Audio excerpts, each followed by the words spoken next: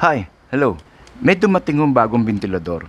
Sabi nung nagdala, minsan iikot, minsan hindi, igaganon nila. Gaganon, iikot na. Tapos maya-maya hihinto. Lakas pa natin. Talaga akong humihinto na eh. Ibig sabihin, maganit na yung rotor shaft doon sa bushing. Bubuksan, iimbestigahan, kukumpunihin. Coming up next, dito sa video na to.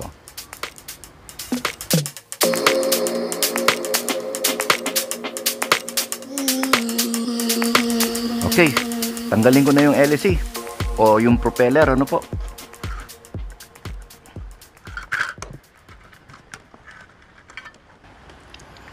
Bubuksan na natin ito ng dire-diretso. Kasi ang suspect ko dyan, yung bushing dito o yung bushing dyan, dito sa likod, ang natuyuan ng langis.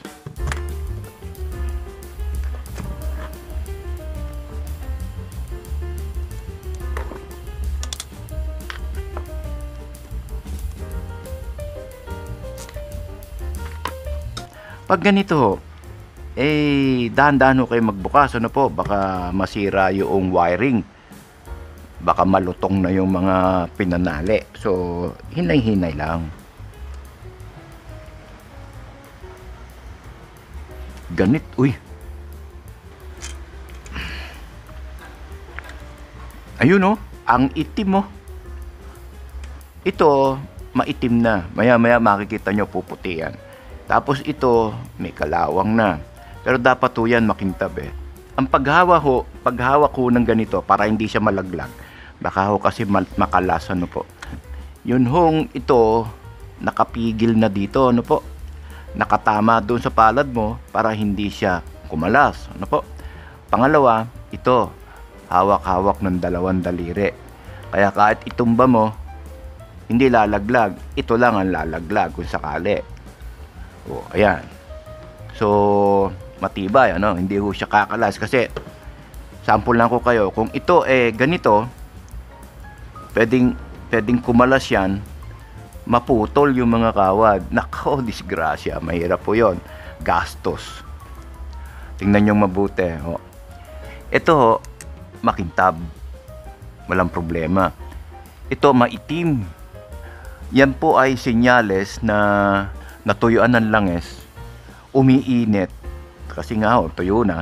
Kaya ayan, naluto yung langis. Ato, umitim. Pero palagay ko ho yan, lulusot to. Hindi tayo bibili ng... Tapos kapag, maya-maya, lilinisin natin sandali. Sandali lang. Ang paglilinis po nito ay hindi po sinasabon. Ho? Tapos tubig, babanlawan mo. Hindi ho ganon. Ang panlinis ko nito ay kakaiba. Una, kailangan kang meron toilet paper. Ito, tulad nito. Toilet paper, para mura-murang basahan, ano po. Ito, maputi ho, maputi.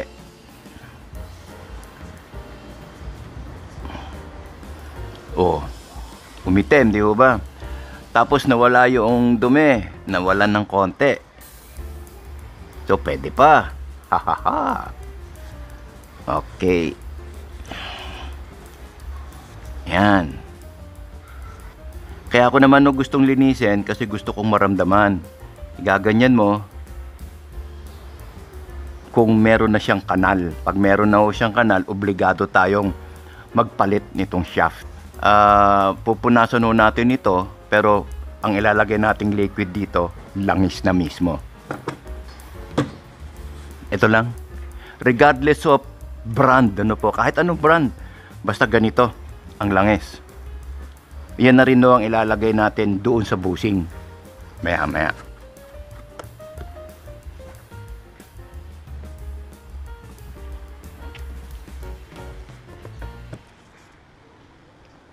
Ganyan lang. Tapos pupunasan mong ganon. Wag ho tubig at sabon, no? Wag. Alam nyo kung bakit? Kakalawangin no Pag kinalawang, disgrasya. So, langis. O, ayan. O, pwede pa to. O, malinis na, kagaya nung kabila. Itong kabila, linisin din natin. Kahit to walang sira, linisin na natin. Ayan, kumintab na rin. Malinis na to. Lugar ng bushing. Lugar ng bushing. Kakabit na natin, ilalagay na natin to. Yung washer, ano, spacer washer. So ito, kailangan makayod eh. Pero subukan natin, ano po. Okay, makinis na rin. So ito, makinis na rin. May problema pang isa. Ngayon, ang paglilinis naman ito, yung maitim, ano po, ganito lang. Ito, lalagyan lang ho natin ng konting langis. At saka natin iikot dun. Ano po, ito.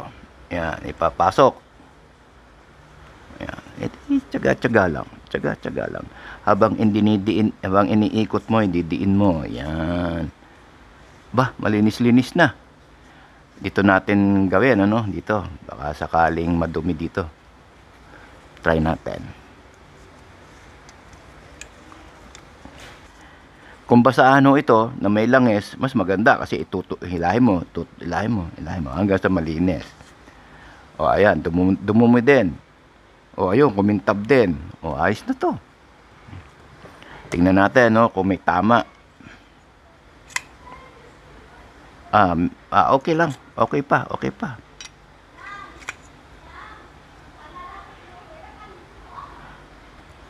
So, lalagyan na natin ng langis ngayon to. Okay? Para wala tayong problema, ganito mo lang. Ano lang ho yan yan. Para-paraan lang. Di ho ba? Pakitingnan nyo. Lulubog mo. Lalagyan mo ganun. Para-paraan lang. Pero kung meron kayong eyedropper o kaya yung dropper mismo may ganun, ayos na ayos. O kaya yung oiler mismo, mas maganda kung meron kayo yung mini oiler. Wala nang problema yon. O, ganyan mo lang. Kailangan po nating malagyan ng langis ito. Kasi talagang tuyong-tuyo eh. Alright, tingnan natin kung madulas.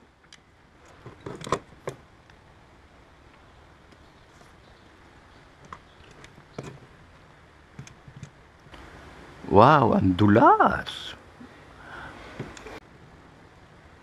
Malambot na. Pasok na. Okay na ho to, malambot na. Hindi na kagaya kanina na magani. Opo. Ganun lang. And then ilagay natin. Wow. Ang dulas. Galing. Tapos, kasana natin to. And let's find out kung ano ang nangyari. So, totornilyo ko na. Tingnan natin, ano po.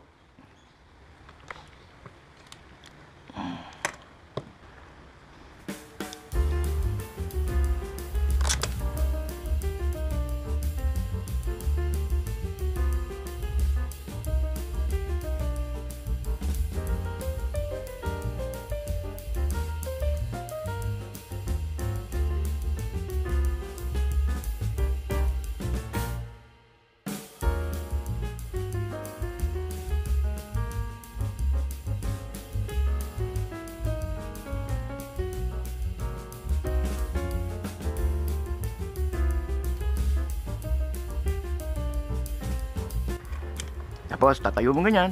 Papaikot mo. Maluwag na. Konting pukpok dito. Saka ganon. Para po yung bushing gumalaw, ma-shape at ma-align panlalo. Wala nang problema pala. Mabuti pa itornilyo ko muna to dito.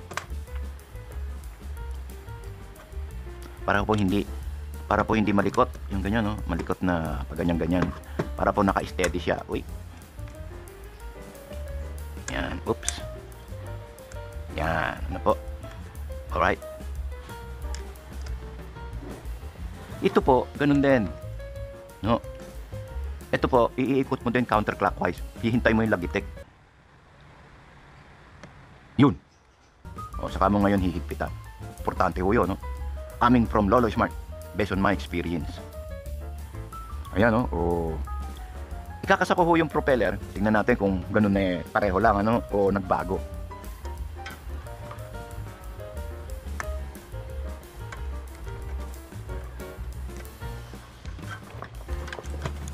Kanina, ikot lang natin, ayaw pa. O ngayon, gumagana na, di ba?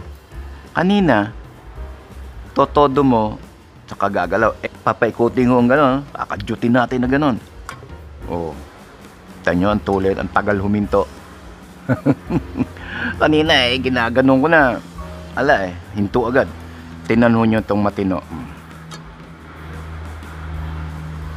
Oh, yan ang ikot.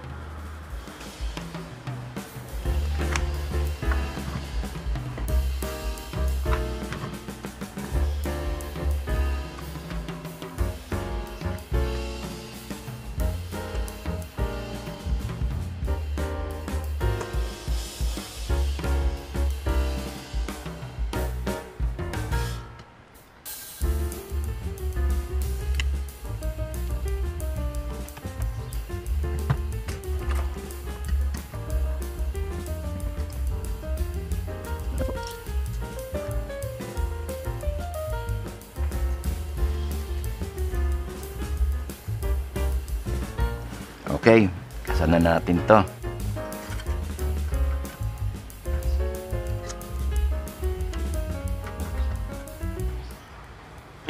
Siguraduhin nyo mahigpit. Umiikot to eh. Yan. Ito. Yan.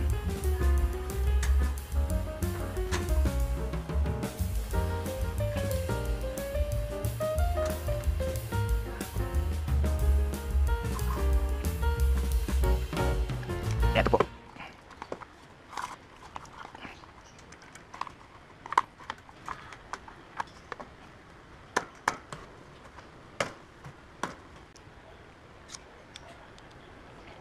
Okay, nakakasana ano po.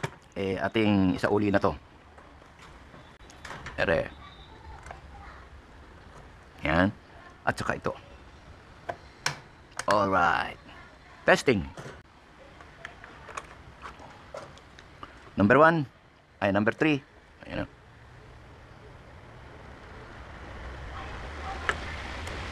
Number 2. Number 1. Uy, bagyo.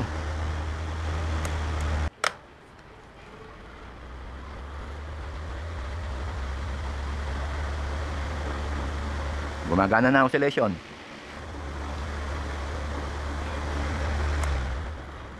Okay. Para po sa inyo na nais na maghanap buhay, ano po? Pasensya na ho kayo, yung mga kasambahay dyan maingay ho talaga pag nag-uusap eh. Well, magpapaalam na po ako.